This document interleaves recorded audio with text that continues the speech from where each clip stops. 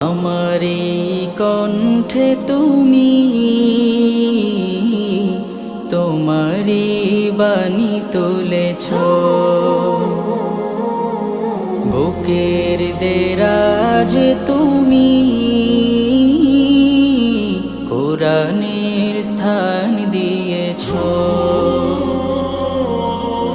এত ভালোবাসো কেন মালিক আমায়, কি করে শুকুর তার করি আদায়। এত ভালোবাসো কেন মালিক আমায়, এত ভালোবাসো কেন মালিক আমায়।